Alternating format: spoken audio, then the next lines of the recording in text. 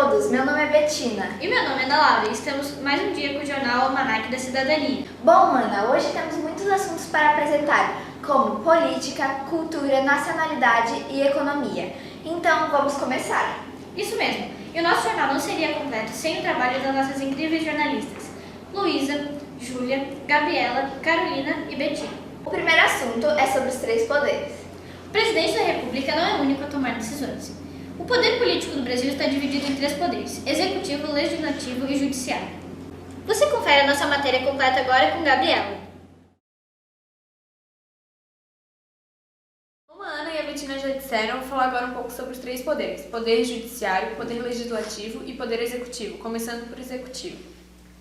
Como o nome já diz, ele é responsável por executar o que a lei determina. No Brasil, os cargos máximos do poder executivo é a presidência da República, prefeitos e governadores. O Ministério é uma instituição superior ao poder executivo, responsável pela manutenção e desenvolvimento de determinadas políticas públicas, incluindo o desenvolvimento agrário, a justiça, o trabalho, a cultura, o transporte, a comunicação, o esporte, a pesca, a defesa de outros. Os ministros trabalham em seus gabinetes em Brasília, em prédios separados para cada ministério. O poder legislativo é responsável por elaborar ou modificar a lei, realizar todas as iniciativas públicas, discutir os planejamentos do poder executivo e cobrar ou sugerir projetos públicos. Agora eu vou explicar um pouco como se origina uma lei federal. Um membro do Congresso Nacional ou outro líder habilitado propõe uma matéria. Uma vez aprovada, a matéria se torna um projeto de lei, que é votado pelos deputados federais. A matéria segue para o senador federal, onde é discutida e exposta para votação. A matéria segue para a presidência da República, onde é sancionada ou não pelo presidente. A matéria volta ao Congresso, no caso de veto presidencial parcial ou total para promulgação ou não. Após a sua aprovação e publicação no Diário Oficial, a matéria se transforma em lei vigente na data de sua publicidade ou naquela indicada em seu texto. A lei também pode ser proposta pelo presidente da República, pelo presidente do Tribunal Superior de Justiça ou pelo povo. O Poder Judiciário é um conjunto de órgãos que preza pela observância de lei e manutenção da ordem do Brasil. A magistratura é formada pelos juízes na primeira instância e desembargadores na segunda instância. As áreas de competência do Poder Judiciário são divididas em varas, onde são julgados processos de natureza civil, criminal, familiar, entre outros. Existem também os tribunais especializados, são eles: o Tribunal do Trabalho, o Tribunal Eleitoral e o Tribunal Militar. O desembargador é responsável por julgar ações em segunda instância, tanto no Tribunal de Justiça quanto no Tribunal Regional Federal. Os elementos de um julgamento são juiz, partes, autor, réu, advogado, prova, testemunha, especialista, júri, oficial de justiça. Os Ministérios Públicos é um órgão independente responsável pela manutenção da ordem jurídica no país. Seus cargos máximos são Procuradores-Gerais da Justiça e Procuradores-Gerais da República, reconhecidos como os fiscais das leis. Hierarquia dos tribunais no Brasil. O primeiro é o Supremo Tribunal Federal, que é mais conhecido como STF. O segundo é o Conselho Nacional de Justiça. O terceiro é o Supremo Tribunal de Justiça, STJ. O quarto é a Justiça Federal. E o quinto é a Justiça Estadual. Os tribunais especiais são Justiça do Trabalho, formado pelos juízes federais do trabalho que atuam na vara do trabalho. Justiça Eleitoral, formada pelos juízes eleitorais, Tribunal Regional Eleitoral e Tribunal Superior Eleitoral. Sua competência é organizar eleições no Brasil e resolver, dentre outros problemas administrativos e conflitos, e aplicar penalidades se for o caso, de acordo com as leis eleitorais. E a Justiça Militar é composto por Superior Tribunal Militar e pelos tribunais de juízes militares, com competência de julgar os crimes militares que são defendidos pela lei. Boa tarde! Boa tarde! Posso te entrevistar? Claro, eu adoro! Eu sou do jornal Almanac da Cidadania. Bom, você sabia que o juiz pode ser preso? Eu sabia, mas eu acho, né? Mas como que funciona isso? Em apenas casos de flagrante.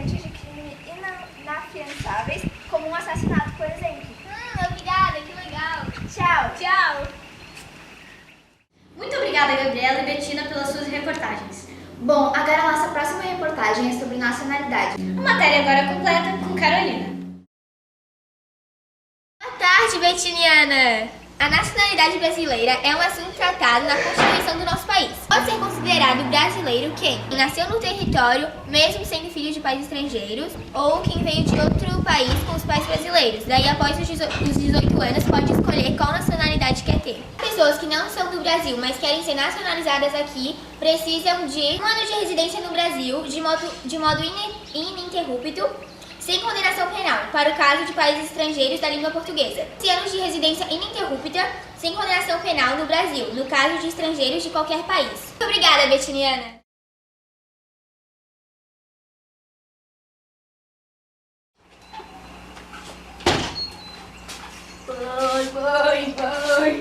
Mãe da cara preta. Com licença, senhora. Você acha que alguém de outro país pode ser presidente do Brasil?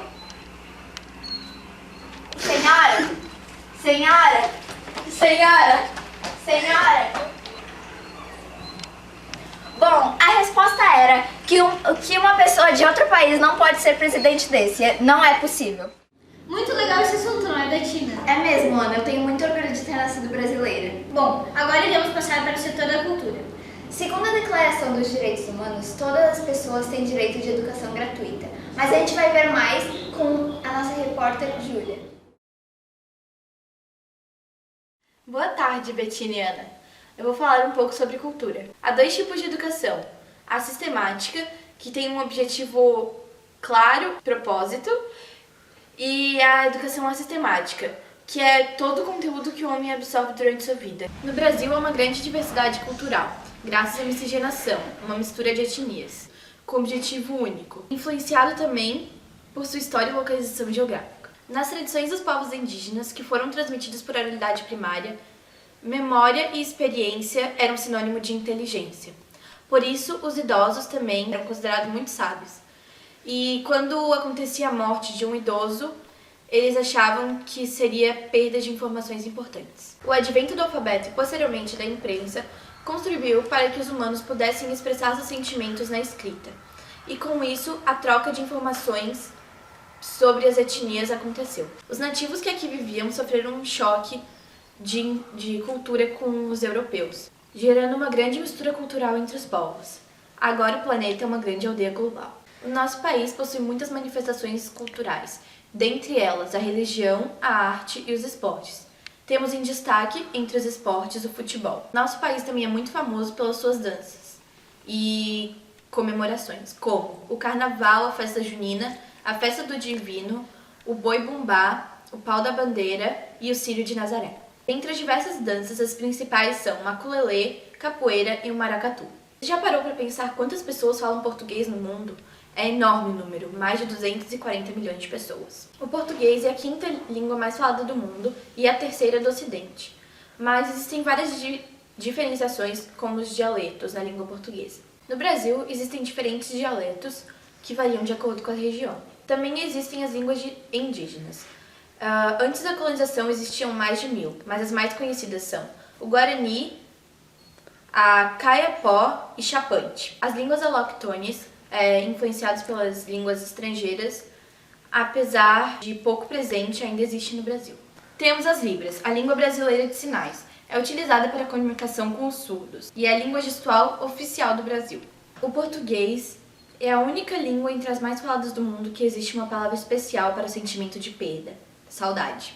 A nossa língua é a única língua do mundo que utiliza mesóclise, ou seja, utiliza verbo, pronome, terminação de tempo e tempo verbal na mesma palavra. A língua portuguesa possui variadas possibilidades de duplo sentido, ou seja, de figuração.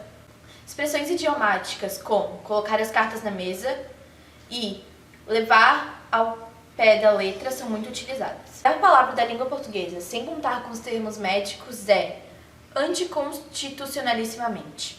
Contando com os termos médicos, a maior palavra seria pneumultra microscópicos cilindro vulcaninocum. Essa palavra significa uma doença causada pelas cinzas do vulcão. O folclore brasileiro é criado pelo imaginário popular, de mitos ou lendas, atividades artísticas, festas e brincadeiras transmitidas de geração em geração. Junto com a ciranda, brincadeira infantil, são cantadas as músicas como Atirei o Pau no Gato, Ciranda Cirandinha, Cai Cai Balão, O Cravo Brigou com a Rosa, entre outros. Há também versos curtos, como por exemplo, Enganei o Bobo na Casca do Ovo. A mitologia brasileira é formada por lendas, civícolas africanas, rurais e ribeirinhas, que revelam personagens fantásticos do imaginário popular. Antigamente, usavam-se esses mitos e lendas para educar crianças, documentar fatos históricos e explicar fenômenos não compreendidos pela ciência da época. Alguns exemplos são o Saci Pererê, a Mula Sem Cabeça, o Menino do Pastoreio, o Lobisomem, a Iara, o Curupira, o Boitatá e o Boto. Moça, tenho um desafio para você. Tente falar esse trabalho de você. Tá. Um ninho de mafagafos com 5 mafagafinhos. Quem conseguir desmafagafizar os mafagafos, bom desmafagafizador será. Muito bem, é bem difícil. Eu vou tentar. Um ninho de mafagafos com 5 mafagafinhas. Quem desmafagafizar mais os mafagafos, bom desmafagafizador. Muito obrigada. Tchau. Estamos com mais um jornal Almanac da Cidadania. Muito bom esse trava-línguas, não é, Betina? Verdade, mas é bem confuso. Verdade, os trava-línguas confundem a minha cabeça. E agora o nosso último tópico, e não menos importante, a economia do Brasil. A economia de um país consiste na produção, no consumo, na distribuição de bens e serviços em um determinado local e tempo, e na administração desses recursos. O Brasil em 2010 era a 7ª maior economia do mundo, primeira na América Latina e segunda das Américas. A renda per capita do Brasil, de $11.300, denota o alto índice de concentração de renda em nosso país e a imensa desigualdade social entre cidadãos ricos e pobres. Veja agora a matéria completa com Luísa. Boa tarde, hoje vou falar um pouco sobre economia. Você com certeza deve saber que o Brasil não possui como moeda o real desde sempre. Antes do real existiram outras moedas no Brasil, como réis, cruzeiro, cruzeiro novo, cruzado, cruzado novo e cruzeiro real. Desde o começo do período da colonização até 1942, a unidade monetária do Brasil era representada por 1.000 réis e réis que eram centavos. O vintém era moeda de 20 réis, o tostão era moeda de 80 réis, daí vem a expressão ele não tem nenhum tostão, e o conto de réis era uma nota que valia 1 milhão de réis. Agora algumas curiosidades. Durante um bom tempo, as moedas possuíram o valor exato de seu conteúdo metálico, por isso algumas moedas eram muito pesadas. A partir de 1808, sob a ordem de Dom João VII, todo o ouro deveria ser levado às casas de fundição, onde a quantidade superior a 28,6 gramas era transformada em barras de ouro e a inferior em moedas. Em 1808 também foi fundado o Banco do Brasil. Em 1810 foi criado o patacão, moedona brasileira que valia 960 réis. Entre 1990 e 1993 circularam no Brasil notas de 500 mil cruzeiros e moedinhas de 500 e de 1.000 cruzeiros. A palavra salário é derivada de salarium argentum, que em latim significa pagamento em sal. Em 1614, o então governador do Rio de Janeiro instituiu o açúcar como moeda na cidade, e os diabéticos deveriam ser milionários. Outras mercadorias que já circularam como moeda no Brasil eram café, cacau, algodão, cravo e tabaco. Existia nas praias brasileiras um tipo de concha de molusco que circulava como moeda no Congo e na Angola. Os escravos negros chamavam essa concha de zimbo. Toda organização que produz ou oferece bens e serviços para a sociedade precisa possuir um CNPJ, ou Cadastro Nacional de Pessoa Jurídica. Um cidadão comum possui CPF ou Cadastro Nacional de Pessoa Física. O cliente ou usuário é quem procura determinado produto ou serviço de acordo com a sua necessidade. Uma empresa ou organização oferece determinado produto ou serviço de acordo com a sua categoria e finalidade. O mercado é o espaço onde se faz a transação comercial, a troca de bens e serviços entre pessoas físicas e ou jurídicas. Escassez é quando há procura, mas não há oferta. Portanto, naquele local, há escassez de determinado produto ou serviço. Uma empresa pode ser estatal, pública, particular, privada ou mista, que é particular e pública. Uma empresa pode funcionar dentro de 3 categorias, os 3 setores, o primário, o secundário e o terciário.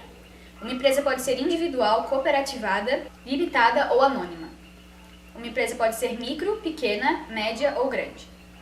Uma empresa pode ter fins lucrativos ou pode ser sem fins lucrativos. E a privatização é quando uma empresa pública ou parte dela é vendida ou cedida pelo governo para a iniciativa privada. Estatização é quando uma empresa privada ou parte dela deixa de ser privada e volta a pertencer ao governo. Lucro é o resultado positivo auferido após a venda de um bem ou serviço, descontando-se os valores investidos com matéria-prima e ou mão de obra. E impostos. Quando uma pessoa tem ganhos menores que o investimento, o resultado é o prejuízo. Uma empresa vai à falência, ou seja, fim de suas atividades comerciais quando há falta de verba e ou investimento, prejuízos constantes ou problemas de ordem financeira. Tanto pessoa física quanto jurídica pode ter crédito em bancos e instituições financeiras para realizar suas atividades. Esse crédito substitui o valor que o cidadão não dispõe por hora, mas espera ter, de forma que o usuário possa organizar as suas despesas. Podemos citar entre os variados tipos de crédito e forma de pagamento o cheque, o cartão de crédito, o cheque especial e o empréstimo bancário. Neste mesmo assunto, definimos o que é juro. É o lucro percentual cobrado sobre determinada quantia de dinheiro emprestado. Um assunto muito comentado hoje em dia são os impostos. São obrigatoriamente pagos por cidadãos e empresas, de forma que haja dinheiro nos cofres públicos para a manutenção dos bens e serviços da nação. Entre eles estão o imposto sobre renda, que é o imposto de renda, o imposto sobre mercadorias, que é o imposto sobre circulação de mercadorias e prestação de serviços, o ICMS, e o imposto sobre produtos industrializados, que é o IPI. Também há o imposto sobre serviços profissionais, que é o imposto sobre serviços de qualquer natureza, o ISSQN, e o imposto sobre imóvel, que tem o imposto sobre propriedade predial e territorial urbana, que é o IPTU, o imposto territorial rural, ITR, para quem possui propriedade numa área rural, o imposto sobre bens e imóveis do município, o ITBI, e o imposto de transmissão causa-morte de doação, ITCMD, no caso de uma pessoa herda ou ganha um imóvel. E por último temos o imposto sobre o automóvel, que é o imposto sobre a propriedade de veículos automotores, que é o IPVA. A União Federal, pessoa jurídica que representa o governo federal, possui diversas fontes de receita: impostos, serviços prestados por empresas estatais que pertencem ao governo, exploração de bens naturais e outros. O país também possui gastos com as diversas necessidades públicas. Quando o país ganha mais do que gasta, possui superávit, e quando gasta mais do que ganha, possui um déficit. E as dívidas públicas. Se um país não paga as dívidas externas, isto é, dívidas contraídas com outros países ou organismos nacionais, torna-se mal visto perante investidores de todo o mundo. A nação devedora poderá sofrer retaliações que vão ao aumento dos juros da dívida até o embargo econômico. O primeiro empréstimo obtido pelo Brasil no exterior foi logo após a independência, quando em 1824, o país pediu 3.000 libras esterlinas à Inglaterra para pagar indenização ao Reino de Portugal.